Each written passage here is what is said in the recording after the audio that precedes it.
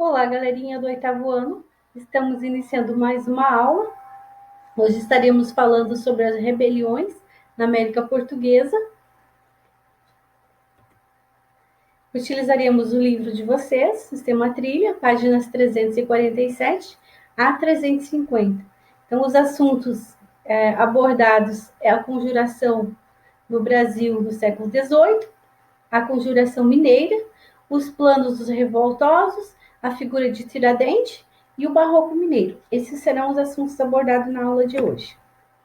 Então, assim, no século XVIII, né, várias ideias revolucionárias, elas estavam circulando, né, nos países europeus. E essas ideias, né, que a gente até comentou, já tratou nas aulas anteriores, nos vídeos anteriores, falando sobre a Revolução Industrial, né, todo aquele movimento, a Revolução Francesa. Então, você sabe o que estava acontecendo na Europa nesse período, né? Então, essas ideias, elas foram trazidas para o Brasil. Então, de uma maneira que eram trazidas, eram que muitos membros da elite, elas iam estudar nessas universidades europeias. E aí eles traziam, né, com eles essas propostas iluministas. Também a América Portuguesa, ela começou a ser influenciada por pensamentos liberais e burgueses que vinham da França, que era o momento lá que estava passando pela Revolução, né, lá na França. E aqui essas propostas, né, se aliaram, essas trazidas, se aliaram à insatisfação crescente com a coroa portuguesa e com suas medidas autoritárias. Então, assim, os altos impostos e os impostos abusivos. Então, isso tudo estava né, um conflito. Então, assim, eles se juntaram, né, e teve dois movimentos, né, que eram a Confidência Mineira e a Conjuração Baiana, ou Conjuração Mineira e Conjuração Baiana. Então, assim, a Conjuração Mineira ela é 1789. O significado de conjuração é uma aliança com pessoas que conspiram contra o governo ou autoridades em defesa de um objetivo comum. Então, assim, essa conjuração ela tinha caráter elitista, quer dizer, foi composto, né, a maior os envolvidos nesse movimento eram pessoas da elite. Então, assim, eram mineradores, juristas, intelectuais, religiosos, militares de alta patente e donos de minas. Então, essas eram as pessoas, né, envolvidas nesse contexto. Então, assim, todas essas atitudes, elas foram provocando uma grande insatisfação, muito grande, né, no povo, principalmente nos fazendeiros rurais e nos donos de minas, que queriam pagar menos imposto e ter participação na vida política do país. Então, esse era o objetivo principal. Então, assim, eles influenciados, né, pelos liberais e pelas ideias iluministas que vinham da Europa, eles começaram a se reunir para buscar uma solução definitiva para esse problema, né, que estava sendo gerado. Então, assim, eles também queriam a conquista da independência do Brasil. Aí, nesse contexto todo, né, estavam tendo os movimentos. Então, podemos chamar dois movimentos. Eram movimentos que eram mais interno, né, que eram os nativistas, e os separatistas, que é o que nós vamos estar estudando, a Conjuração Mineira e a Conjuração Baiana. Foram dois movimentos separatistas, né, e que eles pregavam uma independência em relação a Portugal. Os nativistas, né, eram mais um conflito ocorrido entre colonos que defendiam interesses de membros da elite. Então, assim, nós temos a revolta de Beckman, a guerra dos Emboaba, a guerra dos Mascate, a revolta de Felipe dos Santos. Esses são movimentos nativistas, que a gente vai estar falando numa outra oportunidade. Nesse contexto, era grande a extração, né, de ouro, principalmente na região de Minas Gerais. Então, assim, tinha uma grande, né, muita extração de ouro, né, nessa região. E os brasileiros que encontravam ouro, eles deviam pagar 1/5 para a coroa, ou seja, 20%, né, ia direto dos cofres da coroa portuguesa. E Isso, né, durou por bastante tempo. Mas o que aconteceu? Começou, né, a ter uma grande exploração de ouro, cada vez aumentando mais, né? E o ouro ele começou a diminuir nas minas. Então, assim, mas mesmo assim, as autoridades portuguesas elas não diminuíram os impostos, elas começaram a cobrar, né, ou continuaram cobrando os impostos, e ainda eles criaram a derrama. Então, assim, o que seria essa derrama? Né? A cobrança, né, de um imposto. Como que era? Era cada região de exploração de ouro deveria pagar 100 arrobas de ouro, ou seja, 1.500 quilos por ano para a metrópole. Essa era a derrama. Então, assim, eles marcaram o dia, né, do movimento, foi marcado para o dia que ia ser cobrado a derrama, né? E esse movimento, na verdade, ele nem chegou a ser concluído, né? Ele foi, que a gente vai estar já comentando no decorrer da aula. Por que não ocorreu? Então, assim, quando a região não conseguia cumprir, né, essa meta de 1.500 quilos de ouro, o que eles faziam? Eles entravam nas casas, os soldados da coroa, eles entravam nas casas, invadiam as casas e começavam, né, a retirar qualquer objeto de valor até completar o valor, né, que era cobrado pela coroa. Então, assim, os planos dos revoltosos. Os revolucionários eles chegaram até criar uma bandeira, né? Então, essa era a bandeira, né, que foi criada. Eram dizeres em latim e que significava liberdade, ainda que tardia. Esse era o tema, né, que tinha na bandeira. E essa bandeira ela foi idealizada, né, pelos inconfidentes, mas ela também foi adotada pelo estado de Minas Gerais. Então, Minas Gerais usa esse triângulo, né, o símbolo das reivindicações lá dos revolucionários. E quais as principais reivindicações deles? Era o cancelamento da derrama, o perdão das dívidas, a autonomia política, criação de uma universidade, autorização para a instalação e o funcionamento de manufaturas e instalação de um governo de caráter republicano. Essas eram as principais reivindicações, né, do movimento. E aos líderes, né, da Inconfidência Mineira, mas não podemos dizer que teve um líder.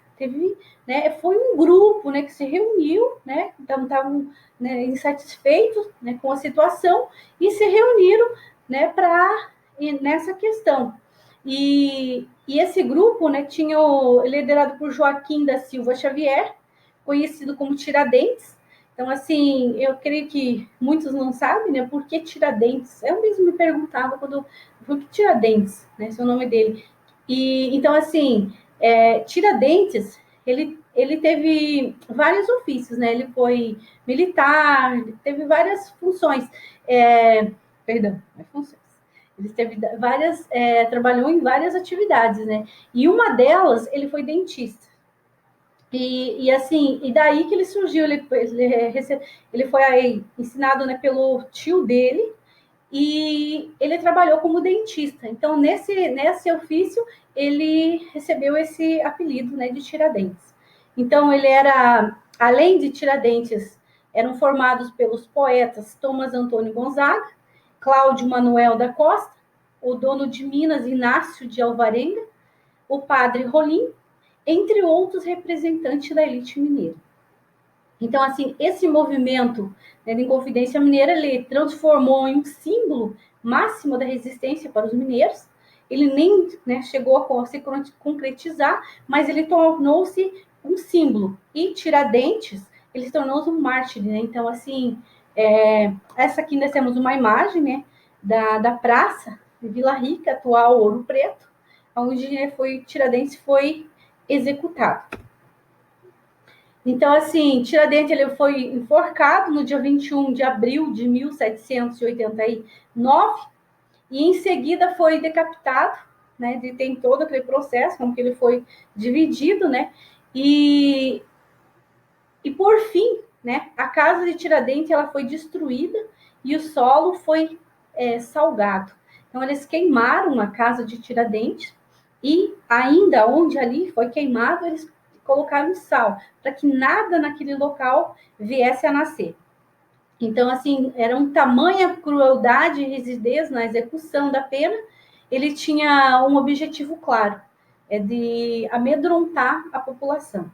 Então, assim, alguns dizem que por que Tiradentes foi escolhido dessa maneira? Então, assim, uns falam que era porque ele era um representante do povo, né? E a coroa, ela tinha medo, né, né, do povo. E outra questão também falam que era porque ele não tinha muitos aliados, né, dentro da coroa, enquanto outros que foram receber a anistia tinham aliados, mas enfim, Tiradentes foi executado, né, após ele confessou também, após 4 interrogatórios ele confessou, né, e a gente conhece toda a história. Então, assim, por muito tempo, Tiradentes ele foi esquecido, né? O resgate da imagem de Tiradentes como herói e mártir do Brasil surgiu somente a partir da proclamação da República, em 15 de novembro de 1889. Então, assim, Tiradentes, ele tornou um herói nacional, na sua imagem tornou-se um símbolo dos ideais republicanos, e o dia de sua morte foi declarado feriado nacional. Então, assim, nós tivemos terça-feira passada, nós tivemos o feriado de Tiradentes. Então, assim, ele é um herói nacional, né? Depois da República. A República, nós tivemos 2 governos militares, né? Então, também foi porque ele também era militar, né? Foi um representante, foi escolhido. E por que ele ficou tanto tempo esquecido? É porque a coroa, ela não... Quanto era monarquia, né? Então, assim, eles não... Foi eles que não tinha como trazer de volta, né? Se eles já tinham sido condenados, Tiradentes. Então, o fracasso do movimento, né? O início do movimento estava marcado para o dia da derrama, e então a derrama era uma cobrança obrigatória que Portugal realizava para alcançar a meta, né, de imposto estipulado. E a conspiração, no entanto, ela nunca se concretizou, pois no começo de 1789, os inconfidentes eles foram denunciados pelo tenente Joaquim Silvério dos Reis, que era um dos envolvidos na conspiração. Então, ele fazia parte, né, mas ele delatou os seus companheiros. Então, assim, por isso que foi encontrado, né, eles sabiam a localização exata aonde estava Tiradentes, onde estavam os demais e todo, né, o que eles estavam, né, planejando, todo o plano, né, ele foi delatado. E antes mesmo deles, né, concretizar, foram presos e assim por diante.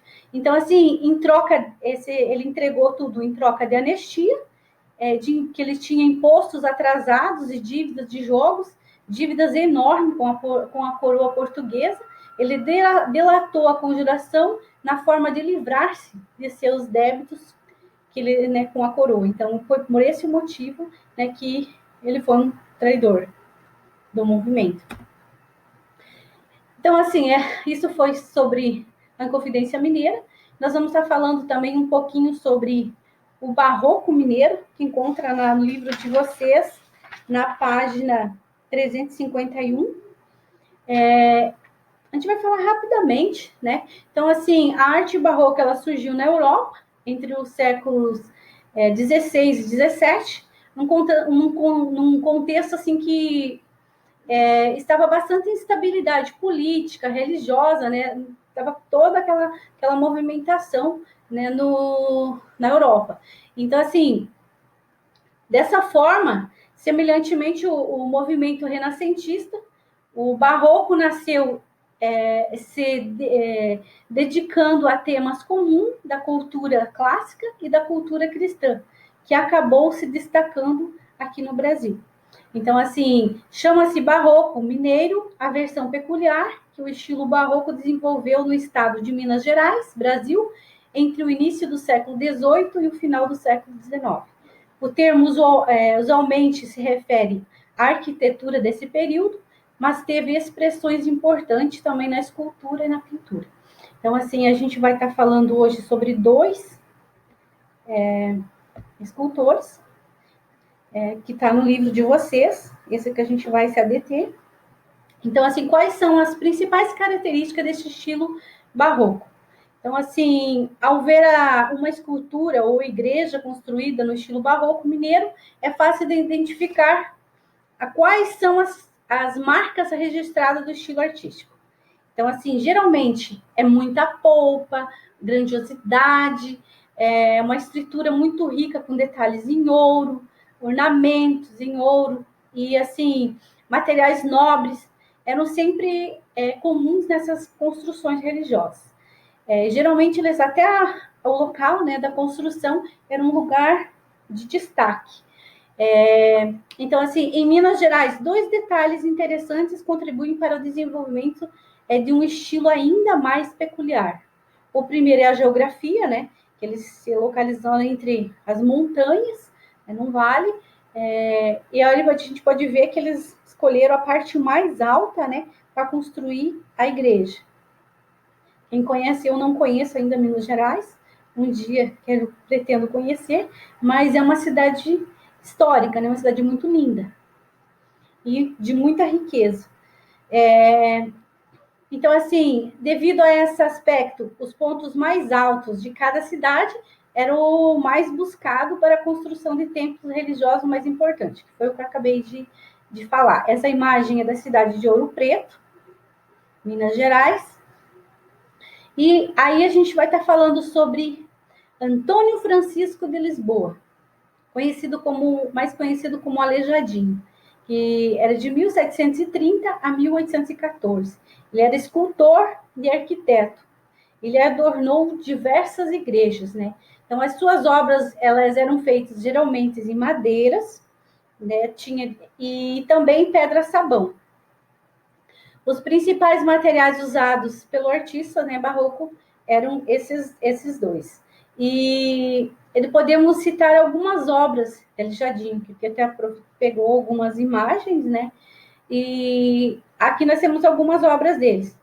Os 12 Profetas, Os Passos da Paixão, na Igreja de Bom Jesus, de Montenzinho, em Congonhas do Campo, em Minas Gerais. Tem outras também, mas essas foi que eu escolhi. Aqui no livro de vocês, né, tem o Santuário de Bom Jesus, que é esse aqui, né? Ele, no município de Congonhas, foi tirada essa foto em 2008. Desculpa, em 2018. Aí tem também outro, né, artista importante do barroco, é o pintor mineiro Manuel da Costa Ataíde, de 1762 a 1830. Aqui nós temos uma imagem dele, né? Ele abordava temas religiosos também. Em suas obras, ele adornava os painéis, tetos, paredes, igreja, e utilizava sempre cores fortes, cores vibrantes, né? Cores vivas. E conhecido como Mestre Ataíde. No estado da Bahia, o barroco destacou-se na decoração das igrejas em Salvador, como, por exemplo, a de São Francisco de Assis e da Ordem Terceira de São Francisco. Eu vou estar mostrando duas imagens, né, desse pintor. No livro de vocês têm essa imagem, né, que ela é pintura de Manuel da Costa Ataíde, feita por volta de 1800 no teto da igreja de São Francisco de Assis, em Ouro Preto, Minas Gerais. Essa foto foi tirada em 2008. E tem também a da Santa Ceia. Então, assim, tem várias. Se quiserem conhecer mais obras deles, dá uma pesquisadinha lá na internet. Tem várias obras lindíssimas desse pintor. Então, essa foi a aula de hoje. A gente vai deixar como atividades as páginas 352, 353. Espero que vocês façam as tarefas, não deixem a tarefa atrasada, mantenham sempre atualizados, né? Se precisarem de ajuda, vocês têm os meus contatos. Também a gente vai estar fazendo uma live para tirar as dúvidas de vocês. E estamos aí, tá? Então, pessoal, essa foi a aula de hoje. Então, até a próxima aula e um beijão a todos.